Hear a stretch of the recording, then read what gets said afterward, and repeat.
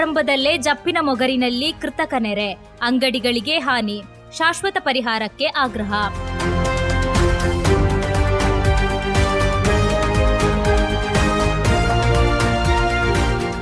ಮುಂಗಾರು ಮಳೆಯ ಆರಂಭದಲ್ಲೇ ನಗರದ ಜಪ್ಪಿನ ಮೊಗರು ಪ್ರದೇಶದಲ್ಲಿ ಕೃತಕ ನೆರೆ ಉಂಟಾಗಿ ಸುಮಾರು 6 ಅಂಗಡಿಗಳಿಗೆ ಹಾನಿ ಸಂಭವಿಸಿದೆ.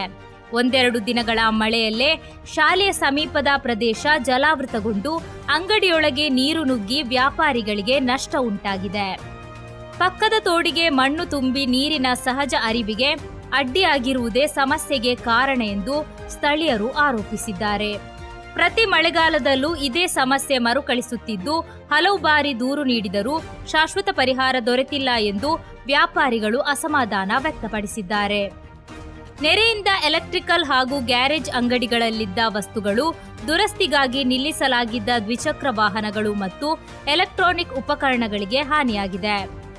ಘಟನಾ ಸ್ಥಳಕ್ಕೆ ರಾತ್ರಿ ಅಗ್ನಿಶಾಮಕ ದಳದ ಸಿಬ್ಬಂದಿ ಆಗಮಿಸಿ ಅಂಗಡಿಗಳೊಳಗಿನ ನೀರನ್ನು ಹೊರತೆಗೆದರು. ಆದರೆ ತೋಡಿಗೆ ಹಾಕಿರುವ ಮಣ್ಣನ್ನು ಇನ್ನೂ ತೆರವುಗೊಳಿಸಿಲ್ಲ ಎಂದು ಸ್ಥಳೀಯರು ದೂರಿದ್ದಾರೆ.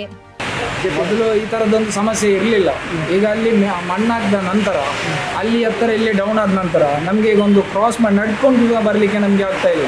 ಅಂದರೆ ನಾವು ಈಗ ಇಲ್ಲಿದ್ದು ಕಾರೆಲ್ಲ ಶಿಫ್ಟ್ ಮಾಡಿಬಿಟ್ವಿ ಆಲ್ರೆಡಿ. ಈಗ ನೀರು ಹೋಗ್ಲಿಕ್ಕೆ ಒಂದು ಚರಂಡಿ ಇತ್ತು, ಮೊದಲೊಂದು ಮೋರಿ ಥರದ್ದೊಂದಿತ್ತು. ಈಗ ಅದನ್ನು ಕೂಡ ಕ್ಲೋಸ್ ಮಾಡಿ ಮಳೆಗಾಲದ ನೀರು, ರಸ್ತೆಯದ್ದು ನೀರು ಎಲ್ಲ ಈಗ ನಮ್ಮ ಆಫೀಸ್ ಒಳಗಡೆ ಬರ್ತಾ ಉಂಟು ನೀರು.